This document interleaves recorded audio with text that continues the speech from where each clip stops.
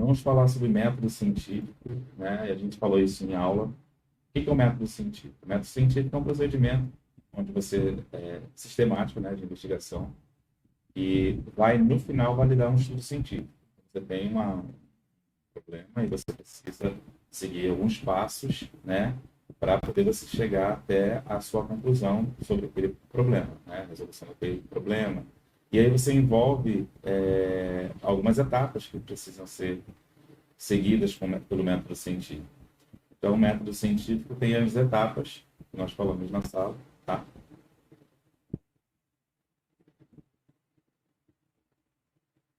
As etapas do método científico são importantes, tá bom? E uma coisa interessante do método científico, já vou falar das etapas, é que ele não é linear, tá? Ele não é linear. Ou seja, ele não segue uma ordem específica em linha reta. A gente vai ver que ele segue uma ordem. No entanto, eu posso voltar para o início do processo, mesmo que eu já esteja quase no final dele, tá? Então, vou mostrar as etapas aqui para vocês. Então, temos aqui as etapas do método científico. Toda etapa do método científico, ela começa com observação, né? A gente fez um trabalho, uma aula prática sobre as folhas, né? Nós coletamos as folhas, depois eu vou mostrar para vocês. E nós vimos um fenômeno acontecendo e eu pedi para vocês observarem. E aí, nessa observação, havia um problema. Por que que em um dos potes a tela apagou mais rápido, né? No pote 1 a tela apagou mais rápido e no pote 2 a tela apagou mais lentamente. Esse foi o problema que eu passei para vocês. Então, esse método científico, ele iniciou com uma observação, partiu para o problema, e aí nós criamos algumas hipóteses, né? Vocês criaram algumas hipóteses sobre o que poderia ter ocorrido para que na vela, num dos postes tenha se apagado mais rápido, no outro mais lentamente. Nós fizemos o experimento, né? Pensamos no resultado, analisamos os resultados e, obviamente, nós chegamos a uma conclusão. Só que nesse desenho do método científico está faltando uma etapa importante, né? Antes do problema aqui, a gente tem a pesquisa. Você tem o problema e aí você vai pesquisar sobre aquele problema para depois você começar a elaborar as hipóteses. E aí perceba, é, o método científico ele começa aqui, tá? Mas ele pode começar aqui, né? Posso iniciar no problema, já tenho o problema e eu preciso de fazer uma pesquisa sobre aquele problema para poder gerar hipóteses, gerar experimentos, gerar os resultados e, por fim, as conclusões, tá? Vamos lá para o nosso trabalho, nossa aula prática, que vocês vão entender um pouco mais. Nós tivemos aqui, vocês coletaram, né? Algumas plantas, alguns vegetais de vários tipos, todos eles vegetais novos, né? Nenhum do chão, vocês coletaram diretamente da planta. E aí eu pedi para vocês recortarem esses vegetais, né? Picarem eles em pedaços bem pequenos e pegar dois potes. Com os dois potes com vela. Num deles você colocava as folhas e no outro você não colocava nada, só água, né? E aí, o que que aconteceu? Eu estou com o pote com as folhas e aqui o pote só com a água. Nos dois a gente colocou água, certo? E tampamos. E percebemos que nesse pote aqui, o que que acontecia? A vela apagava mais rápido.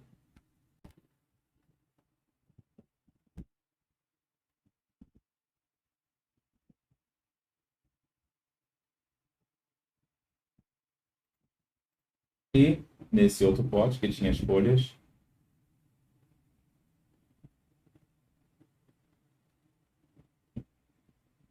apagava mais lentamente.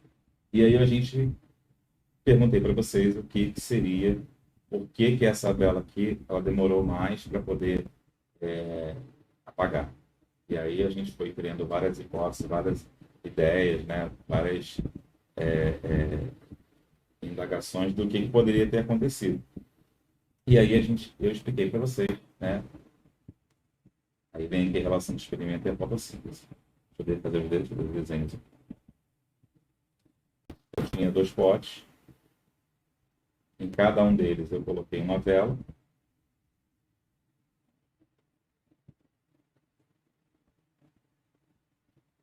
Num dos potes eu coloquei, vocês colocaram as folhas picadas, né? E no outro não colocou as folhas e cobrimos sem apagar a vela com água nos 2 potes.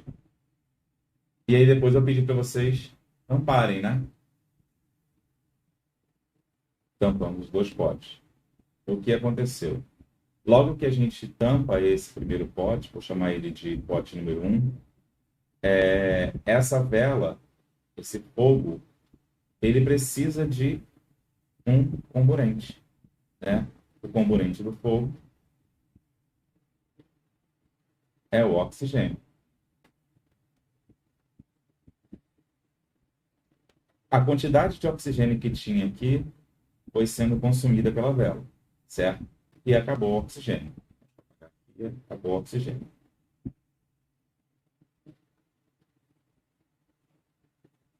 Em contrapartida, eu estou tendo uma combustão e o resultado de uma combustão é a liberação de carbono, e aqui nesse caso de CO2, certo? Então aqui ficou cheio de CO2. O CO2, ele é inibidor do oxigênio. Então, quanto mais CO2 no ambiente, menos oxigênio vai ter, certo? E aí veio a nossa surpresa, né? Nós temos aqui a vela, ela está fazendo o mesmo processo do outro.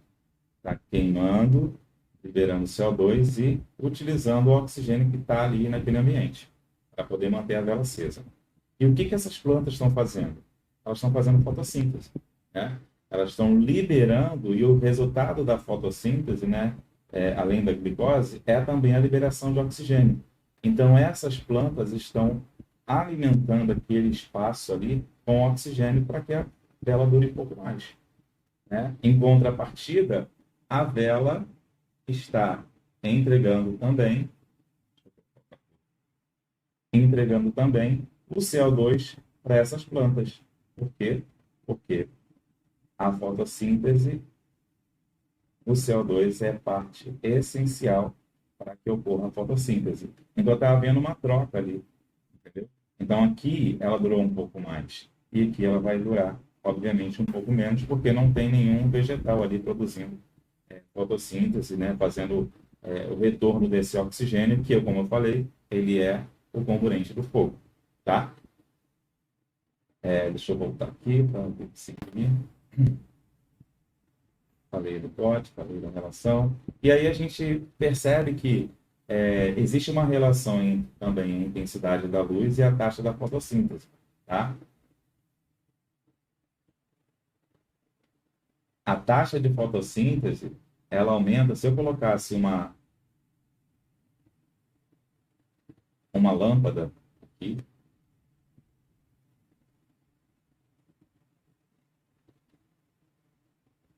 se eu colocasse uma lâmpada aqui de uma cor qualquer que não seja verde, eu poderia ampliar ainda mais esse espectro da taxa da fotossíntese ali. E aí eu conseguiria com que essa vela se mantivesse um pouco mais de tempo acesa, tá? Então, a taxa de fotossíntese, ela aumenta com a intensidade da luz, até um certo ponto, tá? Que a gente conversou na sala, que é o ponto de saturação luminosa. Porque depois disso, essa taxa, ela vai se estabilizar, né? Não aumenta mais, porque a intensidade da luz, a fotossíntese precisa de alguns ingredientes, né? Como, por exemplo, o CO2. E aí, esses fatores, como a concentração do CO2 e também a temperatura, pode limitar esse processo. Então, se eu não tiver a quantidade de CO2 suficiente, a minha fotossíntese ela não vai ampliar, né? Então, eu tenho que ter mesmo eu tenho que ter a taxa, deixa eu voltar aqui. Eu tenho que ter a intensidade da luz alta, eu tenho que ter uma concentração de CO2 também alta e uma moderada temperatura, tá? E aí a qualidade da luz, ou seja, o comprimento de onda, também vai influenciar na fotossíntese. Como eu falei, se eu colocasse uma luz verde ali, essa planta provavelmente não ia fazer fotossíntese, né? Porque os cloroplastos são verdes. Então, quando a luz verde bate naquele cloroplasto, essa luz ela é refletida. Então, ele não vai absorver aquele espectro de luz. Então, normalmente, as plantas elas utilizam como espectro de luz, né, mais eficiente as luzes azul, né, as luzes azuis e vermelhas, tá? Então, recapitulando, nosso processo de método científico tem algumas etapas e você precisa identificar todas essas etapas, saber em que ponto a observação ou aquele experimento está, né? Em qual etapa do método científico. Você tem que também lembrar dessa aula prática que nós fizemos, até coloquei algumas fotos aqui para vocês, fazer a associação entre o experimento e a fotossíntese. Eu estou fazendo uma recapitulação daquilo que vai cair na nossa prova, tá bom? E saber que a taxa de fotossíntese ela aumenta até um certo ponto, que a gente chama de saturação luminosa, e que a qualidade da luz, ou seja, o comprimento de onda, também vai influenciar na fotossíntese, tá bom? Então, para a nossa prova de linguagens aplicadas às ciências, é essa a revisão que eu tenho que passar para vocês, tá bom?